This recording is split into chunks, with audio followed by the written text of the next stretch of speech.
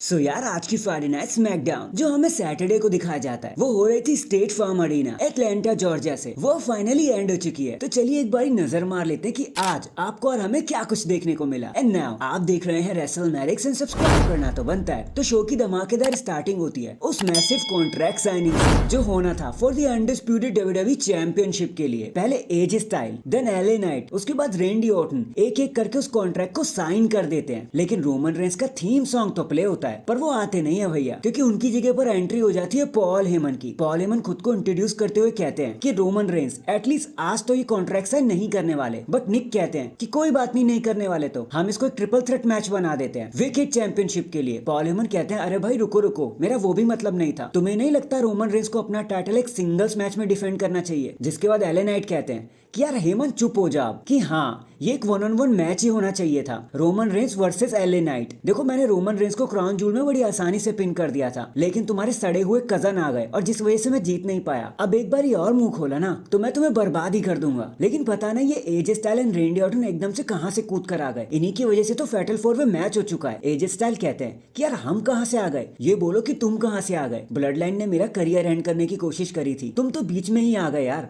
मेरी dead body के ऊपर से फायदा उठाया तुमने और मैच में ऐड हो गए। जिसके बाद दोनों के बीच में आर्ग्यू इतनी ज्यादा बढ़ जाती है कि ये लोग लड़ने ही लग जाते हैं। निक एंड बाकी सब इनको रोकने की बहुत कोशिश करते हैं बट ये मानने वाले कहाँ थे। जैसे तैसे इन्हें रोका गया। जिसके बाद बैक स्टेज में ये मैच ऑफिशियल भी हो जाता है एजे स्टाइल वर्सेस एले नाइट के बीच में। बट वहाँ रिंग में रेंडी ऑर्टन पॉल हेमन को पकड़ लेते हैं और कहते हैं बेटा मेरी बात सुन, देख मुझे पता है तू क्या करने की कोशिश कर रहा है लेकिन वो काम नहीं करेगा। आज मैं तेरे सोलो सिकोवा को खत्म कर दूंगा। उसके बाद मैं तेरे रोमन रेंस को ना वो 3 मोस्ट डेविस्टेटिंग वर्ड्स को रीइंट्रोड्यूस करता हुआ नजर आऊंगा तुम्हें, और वो है RKO। इसके बाद हमें नाइट का सबसे पहला मैच दिखाया जाता है LWO versus Santos Escobar, Humberto and Garza के बीच में, जहां पर बताने के लिए ज्यादा कुछ हुआ नहीं था। बट लास्ट मोमेंट में जब कार्लितो हुम्बर्टो को एक बैक स्टैबर लगा देते हैं तो सैंटोस एस्कोबार मौके का फायदा उठाकर एक रोल ऑन पिनफॉल लगा देते हैं कार्लितो के ऊपर और मैच को बड़ी आसानी से जीत लेते हैं। और LWO को चिढ़ाते हुए नजर आते हैं Santos Escobar and company. Dynamic tag team match और देखने को मिलता है, pretty deadly versus Tyler Bate, and thank God it's Pete Dunne. And trust me, मैं बुच को दोबारा पीट डन बनते हुए देखकर बहुत ज्यादा खुश हुआ। बता नहीं सकता, उनके ग्राफिक्स, उनकी थीम सॉन्ग सब कुछ रिस्टोर कर दिया गया। जिसके बाद लगता है आपको कुछ बताने की जरूरत होगी, पीट डन ने एक तरफा ही हैंडल कर दिया प्रीटी डेडली को और मैच को जीत लिया अपनी टीम के लिए।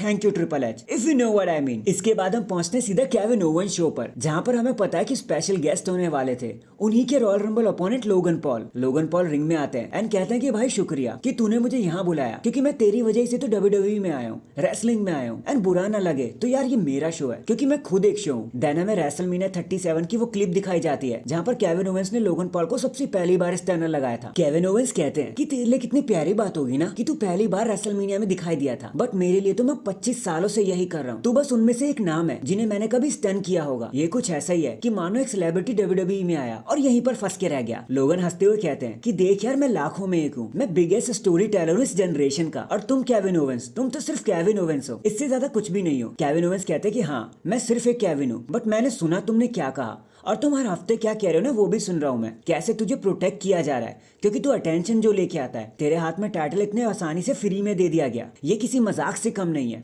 बट याद रखियो इस रॉयल रंबल को, ये मजाक मैं हमेशा के लिए खत्म कर दूंगा और कोई कुछ नहीं कर पाएगा। लोगन पॉल कहते हैं कि मुझे बस 1 सेकंड लगेगा तुझे नॉकआउट करने को, अगर वो कास्ट नहीं होता ना तो अब तक तो तेरी कहानी में कब की एंड कर देता। केविन ओवेंस उस कास्ट को उतार देते हैं एंड लोगन पॉल तभी उन पर अटैक करने लग जाते हैं। दोनों के बीच में हमें एक छोटी सी ब्रॉल देखने को मिलती है, लेकिन लास्ट लाफ तो लोगन पॉल को ही मिलता है एंड वो केविन ओवेंस को उनके टूटे हुए हाथ पर ही पटक देते हैं एंड देन टाइटल को ग्लोट करते हुए नजर आते हैं। देन हमें बैक स्टेज सेगमेंट में ब्लड लाइन देखने को मिलती है जहां रोमन रेंस सुपर गुस्सा होते हैं और सब पर चिल्ला रहे होते हैं कि मैंने जिमी को चांस दिया, पॉल हेमन को चांस दिया, उसके बावजूद भी गड़बड़ हो रही है। तभी अचानक से सोलो सिकोवा उनके फेस पर आ जाते हैं और कहते हैं कि यार तुमने मुझे ट्राइबल चीफ कहा तो उसका कोई ना कोई रीजन होगा एंड आज मैं सब अकेले ही संभाल लूंगा एंड आप लोगों को बता दूंगा कि क्यों मुझे ही ट्राइबल चीफ होना चाहिए। देन हमें एक टैग टीम चैंपियनशिप मैच देखने को मिलता है, कटाना चैंस केडन कार्टर वर्सेस एल्बा निजला के बीच में, जहाँ बताने के लिए ज्यादा कुछ था नहीं, लेकिन रिंग साइड पर डैमेज कंट्रोल इस मैच को मॉनिटर कर रहे होते हैं। बट फिर भी विद वेरी इज कटाना चैंस एंड केडन कार्टर अपने चैंपियनशिप को बड़ी इजीली रिटेन कर लेते हैं। जिसके बाद Aska and Kairi Sen ring में आ जाते हैं और उन्हें टीज करने लगते हैं उनका टाइटल लेकर